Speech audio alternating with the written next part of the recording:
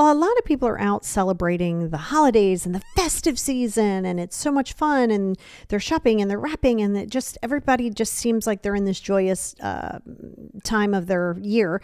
A lot of people are also not, right? There's some people who are not. They feel isolated. They feel alone. They just want to go to sleep and wake up and it be January. Like all holidays are done. But that is going to be a mindset shift, because if you prepare for that, then that is going to constantly plague you. So that's what we're going to talk about today, combating the holiday blues. Check it out.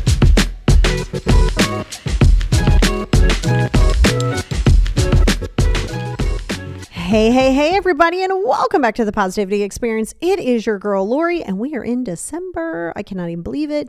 It has just been, boom, just a blink of an eye, and we are here at the end of the year. Before you know it, I'll be talking to you about how I opened my pool, and it's going to be the middle of 2024.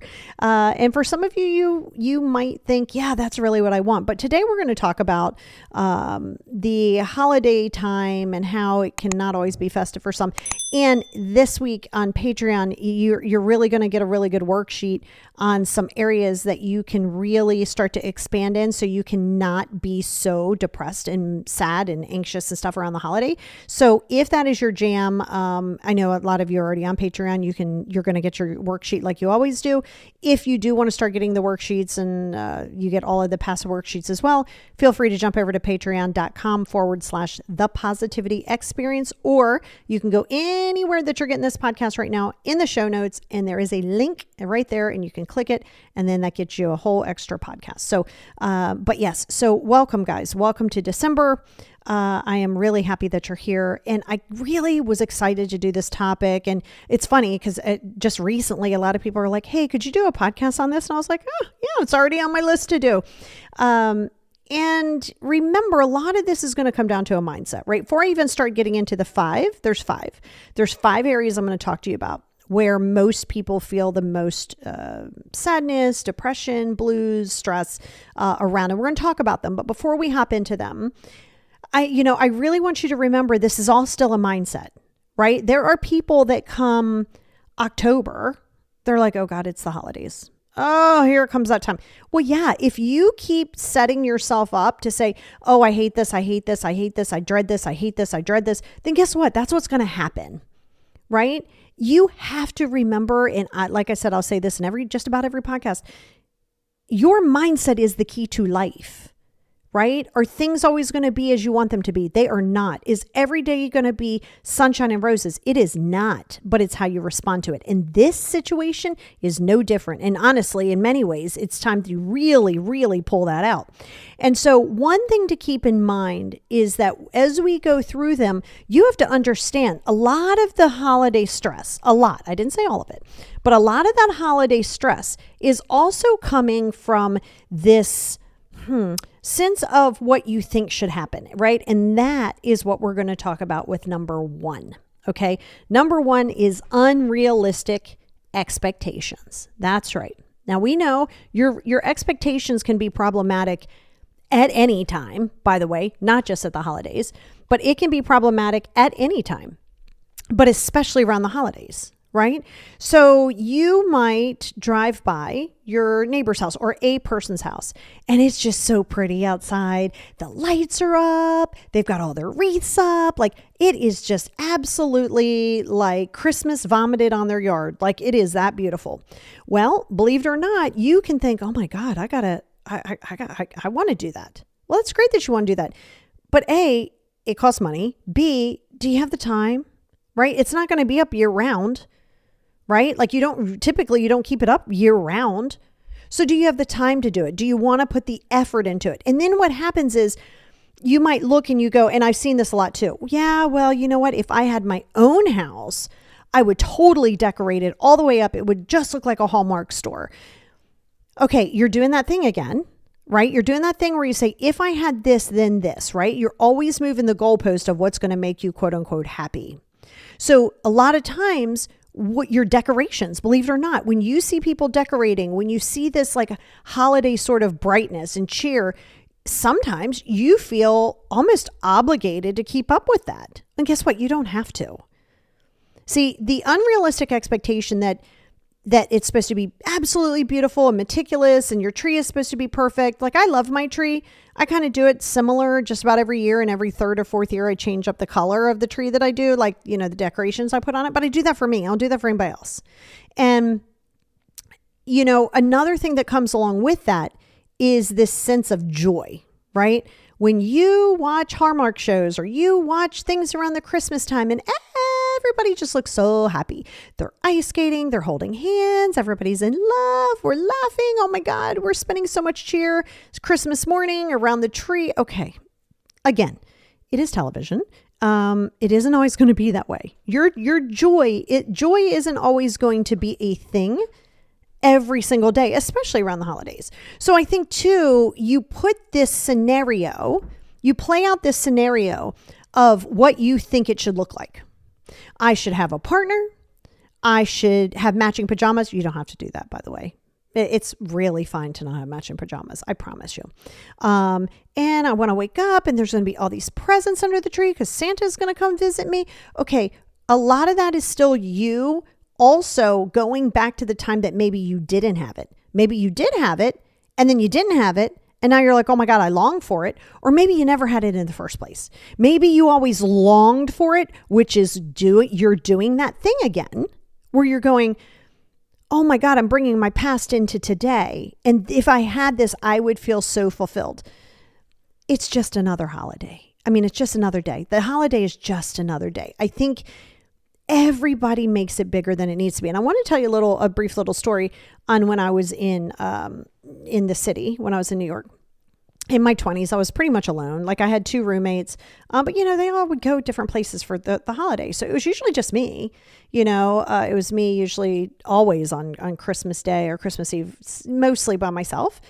The first year it felt kind of weird, I guess, you know, because I thought like, oh, aren't I supposed to have somebody? I don't know why I thought that. But then the next year it was kind of fun. Like I could, because it was also the city, to be fair. But I was like, okay, well, I'm not going to sit in the house on Christmas Eve. I don't have to have a person. It was beautiful. Oh my God, I had so much fun by myself. I went up to Central Park. And you could see the beautiful lights, and then you could see the people ice skating. I thought about ice skating, but at the time, like I was like on limited cash. So no, $25 to go ice skating was not on my to-do list, but I sat there and I watched them, and I actually did. I think I might've had a fleeting moment of like, God, I wish I could do that. But then I got out of that victim headspace. And then I just watched them, and it just brought me joy, because I said, even though I'm not on the ice and I'm not experiencing this, I allowed myself to create my own space. I really did. And so then, like when I started to date my ex-husband, I was almost like, oh yeah, I guess we're going to spend the holiday together. Cause I started like, oh my gosh, I kind of really enjoy the city by myself. And, you know, every now and again, my roommate would be home and he and I would go somewhere, or, you know, we didn't do I think we did it. Well, we did have a Christmas tree. The 3 of us would decorate the tree, watch TV. Of course, that was all before Christmas. So, I mean, I did have some, you know, connectivity, but really around the holiday specifically, it was usually just me, for a long time. And even before I went to the city, right? But before I went to the city, that's when I was in that negative headspace. Why can't I have a family? Why can't it be me? Why can't I be close with the spouse or kids or friends? Or why can't I have that? You got to be really careful, right? Because you do that any other time of the year anyway. The holiday gives you this expectation that it is supposed to be different. And let me go back to what I just said. Like if you celebrate Christmas here in the States, or I guess anywhere, it's the same day. I'm just like, in the States, suddenly everybody has a different Christmas. It falls on a Monday. Well, guess what? It's still just a Monday. And a lot of people are going right back to work on Tuesday, right? So you have to remember that, you know, when you're watching things like a Hallmark channel, or you're watching social media, you know, stop following a Christmas tradition Instagram page and then getting upset. Well, you're doing that to yourself. You have the ability to not sit there and torture yourself basically by going, well, I wish I had that. I wish I had this. Well, why are you watching that? And you're putting this vision together of what you think it should be. And this miracle, you watch Christmas movies, right? Great. If they inspire you, beautiful. If they don't watch them. Don't be like, oh, it's Miracle on 34th Street. And then they all get back together and then everything's a family and I don't have a family. Stop doing things like that. You do not have to watch Christmas movies. You can watch horror movies. You can watch comedies. You don't have to watch a movie at all. You don't have to eat a big Christmas meal. You can order pizza. Like, you know what I mean? Like, you got to remember that some of that is your unrealistic expectation that is creating a lot of that holiday stress. It really is. So be careful and mindful of what you're consuming, what you're watching, what this sense of expectation is. And a good thing to do is really go back and look and go, God, why am I putting so much emphasis on the holiday? Again, a lot of it is going to be either you had it, like growing up, my mom was from Tennessee. So growing up, they were a very family-based family. It was this big event like Thanksgiving or Christmas, or it was always big and always people. And then, shortly thereafter, not long after that, it wasn't there anymore. And it was a little weird because I thought, well, this is what's supposed to happen. Well, but then I didn't have it anymore, right? And so even now I don't do a lot of peopling or a lot of big family stuff. I just don't do it. And so you also have to understand maybe you never had that and you think that is this feeling of joy and connectivity and everything. Trust me, I can promise you this for a fact. Sometimes you see those people getting together and they're laughing and cheering for a picture, but they really can't stand each other or they're there just stomaching it. So that's not for everybody, but just stop putting this idea of what you think it should be. Now, financial is number 2. Financial is number 2. Financial is where for some odd reason you think you're supposed to buy people extravagant gifts, or you're supposed to buy them a gift because they're going to get you a gift, or maybe they're not going to get you a gift, but you want to buy the gift anyway. That's fine if you want to buy a gift. By all means, do that. Just because your brother got your mother a cleaning service for the year and it's a $5,000 value. Okay, let's just go with that for a minute. Okay, say it's a $10,000 value. Well, now suddenly you go, well, great. I don't have $10,000 on to do this. Well, why? Okay, so don't do that. Maybe you and your mom just go out for a nice lunch. Maybe you just spend time together and you watch a movie. Maybe that's enough. See, you're putting this financial stress upon yourself. And I see it a lot. A lot of my clients go through this where let's say they're single, or let's say they're married, but they have no kids, whatever the case may be. And then they feel obligated to buy every kid in the family a gift. And I'm like, why are you doing that? And then very often they're like, yeah, Christmas is so expensive and I got to buy all the nieces and nephews. Why? Why are you doing that? Pick a name, get one person, maybe 2, you're good. So and you'll see a lot of financial stress and honestly, you might have even parents like this, or you might have a sibling like this who's like, well, yeah, you better get me a gift, or you better get me a nice gift. You ever hear somebody tell you that? Seriously, you ever hear somebody's audacity of saying, well, you better get me a nice gift? Like I might be messing with you and be like, well, hey, you might get me a nice gift like Jason Momoa. I'm still going to always root and cheer for that and hope for that. But yeah, I don't expect anything. So even if I give you a gift, I don't expect anything from you. And I think that's the imperative piece is, you have to understand, especially in separated homes, let's say a split family home. So let's say the family's divorced and you have kids.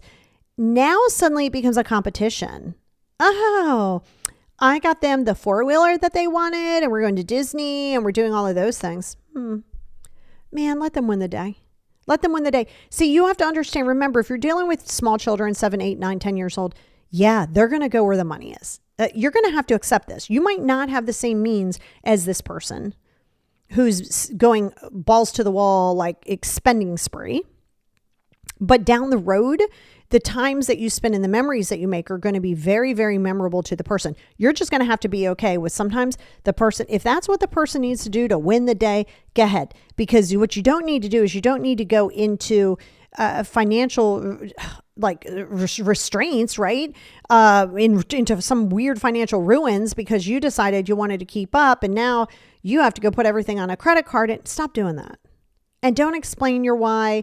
You're going to have to understand small children, they want stuff. That's 100% true. They may not always get very like, oh my God, we went to the movies as a family and it was great. They don't really care about that. They just want the latest and greatest. And you're going to have to understand that will run its course. It really will. And I mean, everybody still likes latest and greatest, right? If somebody's going to drop it in my lap, I'm going to take it. But you've got to stop trying to live up to a financial expectation, especially because you're like, well, I got to do this and I got to do this and this person does this. Stop doing that. You're doing that to yourself.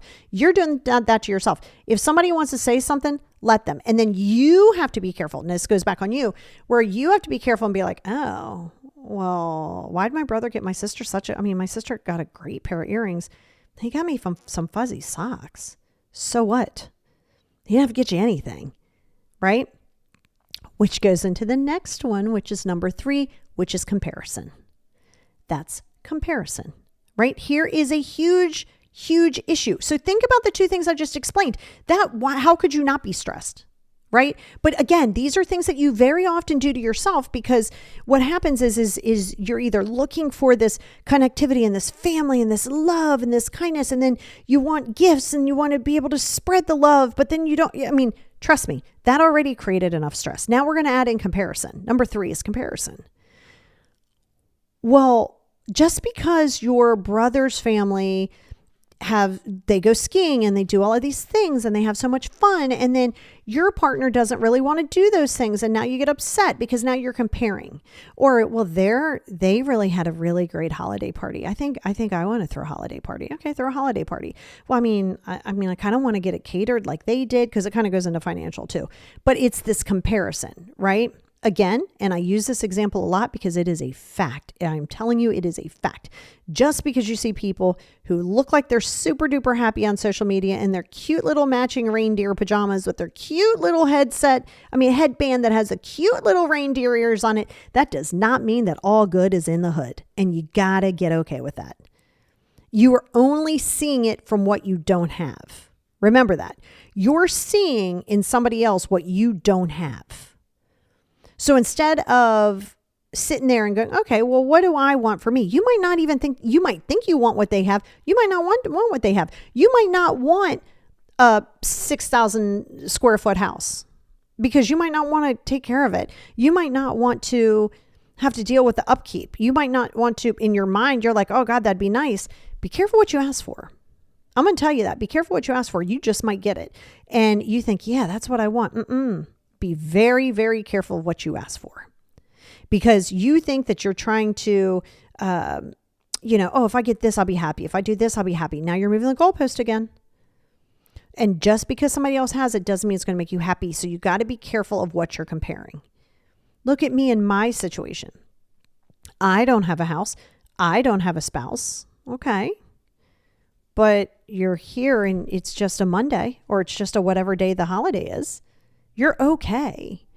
And you get to work on those fun things. Like, that's what you get to do. And you get to embrace you as a person. So you have to stop comparing what your tree looks like, what your house looks like, what your celebration looks like, what you do for the holidays, because you might want more of a traditional holiday where somebody else doesn't. I'm definitely not a traditional kind of household. I'm really not. Like, I decorate my house usually a couple weeks before Thanksgiving. That's right. I'm the early bird. Christmas Day afternoon, most of my stuff is down. That's right. You heard me. Most of my stuff is down Christmas Day afternoon. Christmas Day isn't my fave. Me and my son Bugsy, but me and Bugsy were talking about this. It's not our fave. We love Christmas Eve. I love the buildup of Christmas. I love the idea of Christmas. I love the festivity of Christmas. I like the energy of Christmas. Christmas Day is like, damn. I was like all excited and everything for 2.5 seconds. People come downstairs, they open up some gifts. We're like, oh, that's nice. Yeah, it was great. Have Merry Christmas. Another Christmas in the books. All right, well, we're going to go about our day. We're going to watch some Rose Bowl stuff. We're going to watch some football stuff. The tree doesn't feel the same as when you put it up. It's like it's going for something. When I'm done, I'm done. Christmas. So that's not traditional. Some people will keep it up well after the holiday. It's not my jam. I have no desire to do that. And that's okay. See, you have to stop comparing yourself, because you got to find what works for you. And if it works for you, you do that. If I want to decorate my Christmas tree in July and keep it up for 6 months, I'm going to do that. Do I care what you think about it? I do not, because it would work for me. So don't compare yourself and go, I have to do this. You're also putting yourself into a lot of rules. Now, number 4 is actually loneliness. Number 4 is its whole little topic. on loneliness, because you could be like, wow. And by the way, alone and loneliness are two very different things. Okay. Loneliness, you could still be with your family. You could still be in a marriage. You could still have children and be lonely. You're missing something from within. And while we are human creatures, we do require connectivity. That is how human beings exist. That's how we as mammals exist. You don't always have that at your fingertips around the holiday. One of the favorite things, and like I said, what I used to do, I created my own thing. I went and did something fun. Like I'm fortunate enough to live really in between like 3 different cities. I have DC, I have Baltimore, I have, well, 4 really. I have DC, I have Baltimore, I have Philly, I have New York City, right? And so there's so many things that if you're somewhat close to a city, go visit the tree. Go do something outside of the home. Another amazing thing to do is volunteer. You do not have any idea how much joy is in volunteering. Now, I do a lot of volunteer for animal stuff. I volunteer for animal stuff more than I do people stuff. It's just my jam. You'll see why when my book is done. I have a whole chapter on my dog. There's a reason. And so, you have to remember that sometimes you get so caught up in your isolation and you, me, you, I don't have.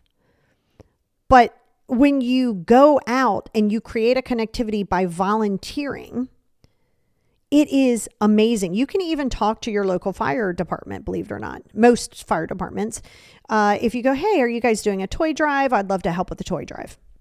That means that you could be a volunteer. When a lot of times when they do a toy drive, especially I know the VFW or American Legions do this, so you can check there.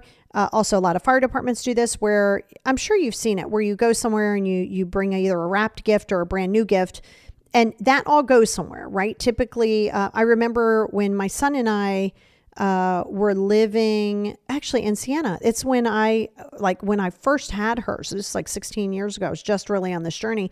Didn't have a lot of cash for Christmas in general, just as a collective. And we were part of a bear, like we were the bear tree thing. And so a bunch of people bought stuff and like they dropped all the stuff off for them. And it was absolutely great. So there is an absolute place for that. And you could be the volunteer person to come do that. You do not have an idea of just how joyful and how connective and how amazing you feel. Don't do it to feel amazing, right? Let's not do it with this ulterior motive. You do it because you want to selflessly give. In turn, that does take away a lot of that loneliness. And that doesn't just have to be around the holidays, by the way. That's why a lot of people volunteer time at a shelter, or my friend Casey and her daughter, every Thanksgiving, they go and they cook Thanksgiving meals, and they help feed people early in the morning before they go do their Thanksgiving. And it's just kind of what you can do. And that really can combat a lot of that loneliness. All right. And again, start to create some of your own traditions, but you'd be surprised how just giving back fills such a void in a non-manipulative way. So highly recommended. Number 5, okay, is grief. And I snicker a little bit because I feel like this is something that I talk about all year long. So I specialize in grief. I've done it long before I did a podcast, long before I did stuff on social media. And oh man, it's not really a snicker. It's more like a huff, because it's like, man, this is something that I find that I'm very repetitive in, because grief is a very interesting thing. And because let's use this as an example. So like your mom made Christmas. I mean, she made it Christmas. You guys decorated cookies together. You made pies together. You delivered cookies. You did the little burr baskets, like the burr baskets where you're doing all of these amazing things. You're having big meals. You're sitting down. You're cutting out snowflakes. I say that because my mom and I used to take regular printer paper and cut out snowflakes. And then she would hang it from the ceiling, which was like way super cool. So you have to understand that a lot of what you're grieving is the idea of what you had around those holidays and what that person represented. And of course, it's not just around the holidays. Grief is grief. There's some harsh realities about grief though. The world does continue just because you're grieving. right? It really does. The world moves forward. It's a really crazy thing how you could be going through such sadness when someone in your life that was so important is missing from a physical realm. Energetically, they're usually always around anyway, or a good portion of the time, but from a physical perspective, right? And then you can look around and you're like, everybody's just going on their life. Yeah, the harsh reality is that's what happens. And I love to do something like for the person is if you're still grieving, do something for the person that you feel that you can't get over. Maybe it's a spouse, maybe it's a child, maybe it's a grandparent, doesn't matter. Doesn't matter who it is. If you and your grandmother, you and your mother used to make cookies together, well, don't stop now. Don't be like, well, I'm not going to make cookies. I'm going to be so sad. Why? You had joy making cookies. That energy is still around you. That person's energy is still around you. Don't just sit on the couch, right? Because that's going to breed more of that depression, right? But the grief itself, you could be grieving how when you were married back in the day and the kids were young, you had a great Christmas and now you don't because you can't stand your ex-spouse and you guys are going through this tumultuous thing. Okay, cool. I hear you and I validate that. Feel your feelings. Always feel your feelings. But they're not facts, right? So as you're going through this grief cycle and as you're going through the grief itself, don't go into this, I don't want to call it glorification. That's not the right word. But this, where you're constantly reliving on how it was and how you just had so much fun around the holiday with this person. That's valid. And yeah, you're right. They're not there to do that in a physical sense, but you can still do those things. And so many people avoid the things. This is the biggest thing I teach in grief a lot is don't avoid the things that you did that brought you joy with that person. What? Why? No, you go into it. It's okay to be sad. It's okay to cry. It's okay, cry. But you don't have to always be sad. Enjoy some of that. If your mom and you made thumbprint cookies, then make the thumbprint cookies. Add a different jelly to it. Try a little bit of something different and change it up just a smidge. Laugh at yourself. Laugh and be like, oh gosh, mom, where are you, man? Because this is not the batch of cookies that we used to make. This is terrible. Laugh at yourself. Enjoy it. Talk out loud to your people. That's the beautiful thing about grief. Is there is no right or wrong way to grieve, right?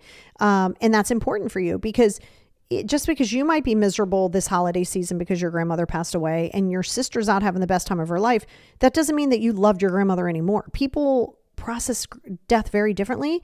And for some, we just blink our eyes and we keep it moving and others don't. And that's okay. But don't judge it one way or another. But to combat some of that grief, it's to celebrate what you used to do with them. Celebrate that. If you used to sing carols, if you used to go to midnight mass with them, well, still go.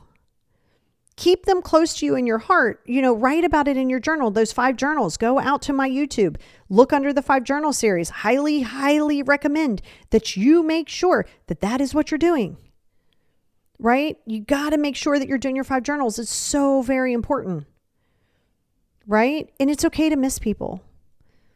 But when you get so caught up in the missing of people, sometimes you forget that you can still celebrate them just in a different way. All right. But I'm going to leave you there. I'm going to jump over to Patreon and I'm going to give you some very actionable items I gave you a lot of action items here in general to definitely get you started. And, jump over there. We're going to go a little bit deeper. We're going to have that worksheet for you so you can kind of really focus in on it. But you have to understand, guys, that the holiday is a beautiful, beautiful time if you allow it to be, even if you are by yourself, even if you are missing on some things. Just look at the lights. Don't attach anything else than just, I'm looking at the lights like while I'm talking to you on my tree. Just look at them. Just look at it. And you don't have to be like, well, that was the ornament that my grandmother gave me and now she's not here. And that's okay. Just bring joy. Let it bring you joy. It's okay to cry, but let it bring you joy. So with that being said, we're going to start now in the next few weeks, just really continuing to maximize on you, on your growth journey, on your goals, on you bossing up. That's where we are now. So it is the holiday season. It is a festive season. You don't have to make it. Don't be nauseating. Get yourself a nice little present. Get yourself something fun. Go look at a Christmas tree in the park. You doesn't have to be lonely. And just because you're with some people, and just because you see people with people, that doesn't mean that they're fulfilled. That doesn't mean that they're happy. They're just sometimes going through the motions. And we don't want you to do that either. I promise you, in many cases, you'd rather be alone than be with somebody else who's bringing you down.